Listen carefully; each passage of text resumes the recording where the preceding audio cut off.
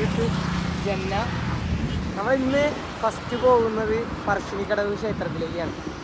അത് ഡോഗ്സിൻ്റെ ഒക്കെ പേരിൽ അത്യാവശ്യം പ്രശസ്തമാണ്. കൂടുതൽ ഡീറ്റെയിലും കാര്യങ്ങളൊക്കെ ഞാൻ അവിടെ ചെന്നിട്ട് പറയാം. ഇവിടെ നിന്ന് ഒരു 7 കിലോമീറ്റർ ഇനി സ്ട്രൈറ്റ് പോയി കഴിഞ്ഞാൽ ഒരു സ്ഥലത്തെത്തും. അവിടെ നിന്ന് റൈറ്റ് തിരിഞ്ഞ് ഒരു 5 കിലോമീറ്റർ കൂടി പോയി കഴിഞ്ഞാൽ അമ്പലം പറയാൻ കഴിയും. അപ്പോൾ എന്തായാലും ഇനി അമ്പലത്തിലെത്തിയിട്ട് ബാക്കി വിശേഷങ്ങൾ കാണാം. പറശ്ശിനിക്കടവിലേക്ക് എത്തിക്കൊണ്ടിരിക്കുന്നു. ഭയങ്കര കൊണ്ടാ തിരിച്ച് കയറ്റേണ്ട കാര്യമാണ്. എനിക്ക് പോയി ഇത് വരുന്നുണ്ട്. അത് ചെറിയൊരു ചുരുണ്ട, കാരണം ഏകദേശം 6-7 ഹെയർപിന്നായി നമുക്ക് ഇറങ്ങുന്നുണ്ട്. ആ തൊട്ട് തന്നെയാണ്.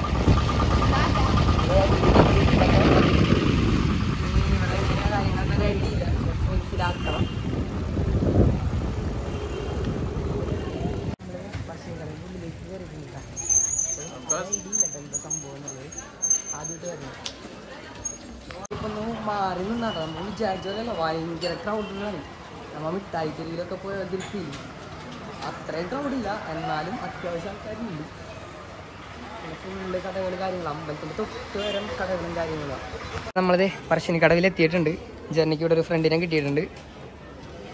സൈക്കിളിൽ ഇവിടെ ഇങ്ങനെ സേഫായിട്ട് വെച്ചിട്ടുണ്ട്. ഇതൊരു ക്യാമറ ഉണ്ട്, ആ ധൈര്യത്തിലാണ് കേട്ടോ വെച്ചിട്ട് പോണേ. അപ്പം ഇനി എന്തായാലും അമ്പലത്തിൻ്റെ ഉള്ളിലേക്ക് കയറാം. നമ്മളിത് പറശ്ശിനിക്കടവിൻ്റെ ഉള്ളിലേക്ക് കയറിയിട്ടുണ്ട് കേട്ടോ. ഇവിടെ എങ്ങനെ കാര്യം ഒരു ഐഡിയയില്ല, ചോദിക്കാൻ ആരെങ്കിലും കിട്ടുമോയെന്ന് അറിയില്ല. ഇവിടെ അമ്പലത്തിൻ്റെ ഉള്ളിലൊക്കെ ഡോഗ്സ് കിടക്കുന്നുണ്ട് കേട്ടോ. അങ്ങനെ പറഞ്ഞതൊക്കെ ഉള്ളത് തന്നെയാണ്. ഇവിടെ നായ്ക്കളുടെയാണ് പ്രതിമയൊക്കെ വെച്ചിട്ടുള്ളത്. ഉള്ളിലേക്ക് അലൗഡല്ല.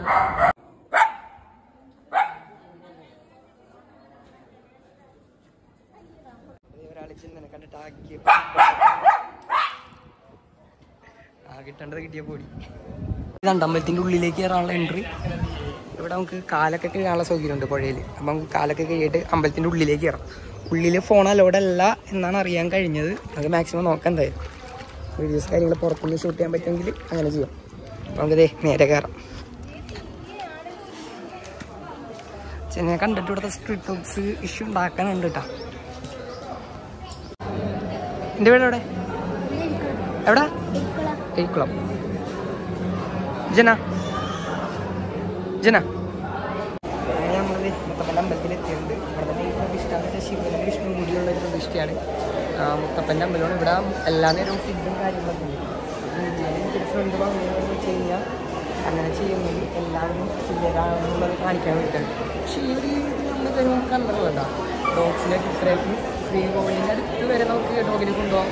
പടിയിൽ തൊട്ട് തൊഴിയിക്കാം, ഒരു പ്രശ്നമില്ല. ശാന്തിയാണെങ്കിലും എല്ലാവരും സപ്പോർട്ട് കളിക്കാം. ഇവിടുത്തെ മെയിൻ ആൾക്കാർ ശരിക്കും പറഞ്ഞാൽ ഇവർ തന്നെയാണ്. ജന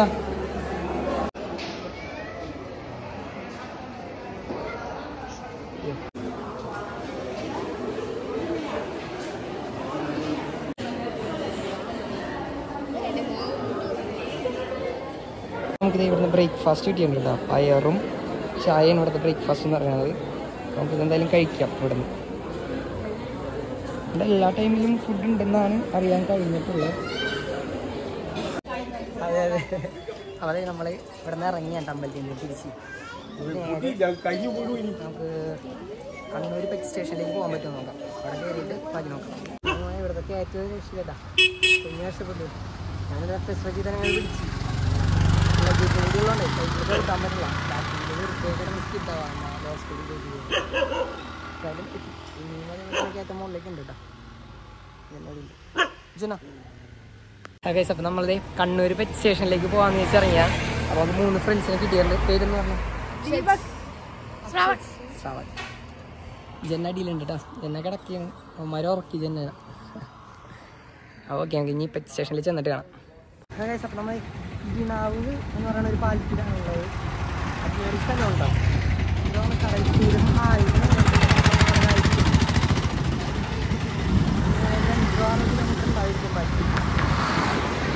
നോക്കാം. നമ്മൾ പെറ്റ് സ്റ്റേഷനിലേക്ക് പോകണ്ടെങ്കിലും കയറാനുള്ള സാധ്യത വളരെ കുറവാണ് കേട്ടോ. കാരണം ഞാൻ പറഞ്ഞിട്ടുണ്ട് മുമ്പത്തെ വീഡിയോസിൽ തന്നെ ചെന്നൈയെ കൊണ്ട് നമ്മൾ പല സ്ഥലത്ത് പോകണം. അപ്പോൾ അവിടെ എന്തൊക്കെ ഉണ്ടാവുമെന്ന് ആർക്കും അറിയില്ല. അപ്പോൾ റിസ്ക് ഒരിക്കലും എടുക്കില്ല. അവിടെ കയറ്റാൻ വളരെ സാധ്യത കുറവാണ്. കുറവാണെന്നല്ല, അവിടെ കയറ്റില്ല. പിന്നെ ഞാനും ചിലപ്പോഴേ കയറുള്ളൂ. അടുത്തോളം പോയാൽ കൊള്ളാമെന്നുണ്ട്. കാരണം കുറേ നാളായിട്ട് വിചാരിക്കുന്നു സ്റ്റേഷനിലേക്ക് ഒന്ന് പോകണം. അതുപോലെ തന്നെ ഒന്ന് മീറ്റ് ചെയ്യണമെന്നുണ്ട്. എന്തായാലും നമുക്ക് പോകാം.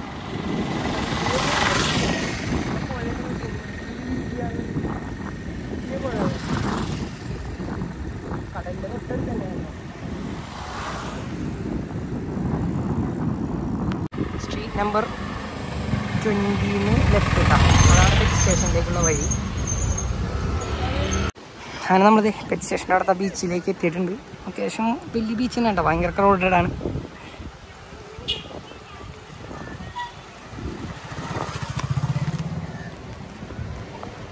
സ്റ്റേഷനിൽ പോയിട്ടുണ്ടായിരുന്നു, പുള്ളി ഇവിടെ ഇല്ല. നമുക്ക് മീറ്റ് ചെയ്യാനായിട്ട് പറ്റിയില്ല. കുഴപ്പമില്ല, പിന്നെ എപ്പോഴെങ്കിലുമൊക്കെ വരാം.